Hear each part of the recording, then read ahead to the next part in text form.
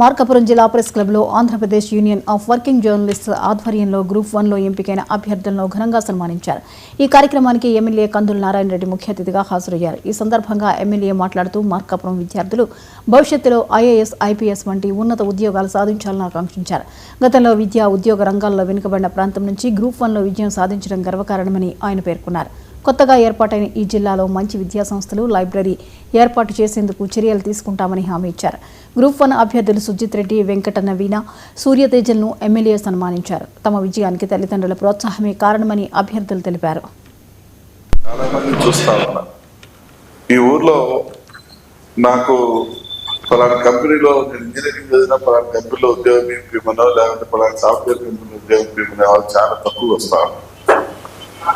ఇంతకుముందు అయితే నేను 2009 అప్పుడు ఎమ్మెల్యే ఉన్నప్పుడు నాకు ఎక్కువగా ఇంజనీరింగ్ చదువుకున్నాను, బీఫామ్ చదువుకున్నాను, లేకుంటే డీఫామ్ చదువుకున్న వాళ్ళు వీళ్ళు వచ్చేవాళ్ళు మాకు ఉద్యోగం కాలిపి ఆ కంపెనీలో ఈ కంపెనీలో.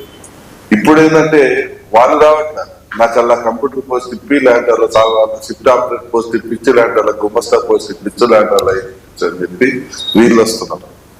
అంటే మన ఏరియాలో చదువు అనేది నాకు తెలిసి 10th క్లాస్ నుంచి ఇంటర్మీడియట్, డిగ్రీ స్టేజ్కే అయిపోతుంది. ముందు పోవటం అంటే ఎక్కువ మంది నిరుద్యోగం చదువుకున్నటువంటి వాళ్ళు ఎక్కువ మంది అంతవరకు చదివి మాకు చాలు, మాకు ఇంతవరకు చదువుకుంటే మాకు ఉద్యోగం వస్తుంది చాలు అన్న భావంలో ఎక్కువ మంది కనపడతారు. ఒక ఎగ్జాంపుల్ కూడా చెప్తాను. ఇటీవల ఒక ఊర్లో ఒక షిఫ్ట్ ఆపరేటర్ చనిపోయాడు. ఆ షిఫ్ట్ ఆపరేటర్ హాస్పిటల్లో చేరితే వాడు చచ్చిపోయేటట్టున్నాడు. ఆ పోస్ట్ మాకు ఇప్పి 2 రోజులు వచ్చింది.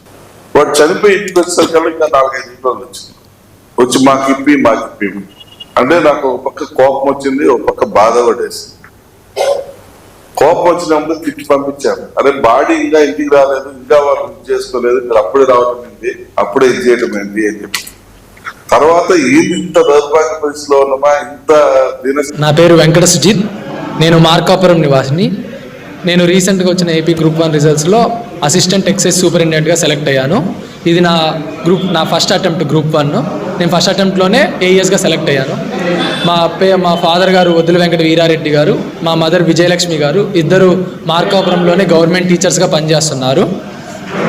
అండ్ నేను 2023లో ఇంజనీరింగ్ బీటెక్ పాస్ అవుట్ అయ్యాను. నా స్కూలింగ్ అంతా జవహర్ నవోదయ విద్యాలయంలో కంప్లీట్ చేశాను. నేను నా 2023 పాస్ అవుట్ అయినప్పటి నుంచి సివిల్స్ ప్రిపరేషన్లో ఉన్నాను. సో లక్కీగా 2023 నోటిఫికేషన్ గ్రూప్ 1లో నేను ఏఎస్గా సెలెక్ట్ అయ్యాను. ఈ విజయంలో మా పేరెంట్స్ పాత్ర చాలా ఉంది. మా పేరెంట్స్ ప్రోత్సాహంతోనే నేను ఈ విజయం సాధించాను. అండ్ నేను ఫ్యూచర్లో కూడా యూపీఎస్సీ సివిల్ సర్వీసెస్ క్రాక్ చేయాలి, దానికోసం ప్రిపేర్ అవుతుంటాను. నా ఫైనల్ టార్గెట్ వచ్చేసరికి ఐఏఎస్ అవ్వాలి అని. అండ్ నేను ఈ పోస్ట్ని చాలా నిబద్ధత చేస్తానని కోరుకుంటున్నాను. నా పేరు వచ్చేసి సూర్యతేజ.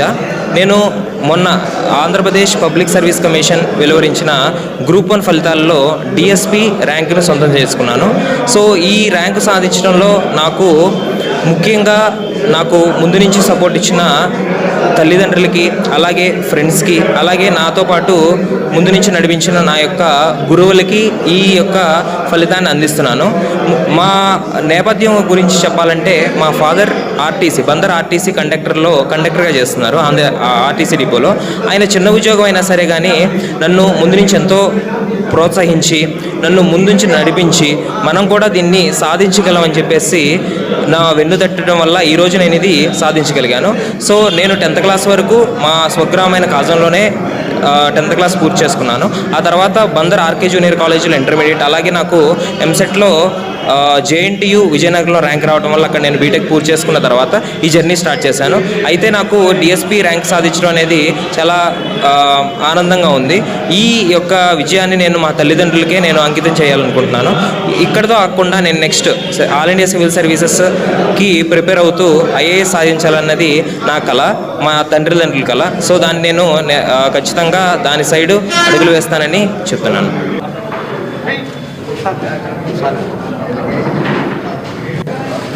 భవిష్యత్తులో ఐపీఎస్ కావాలని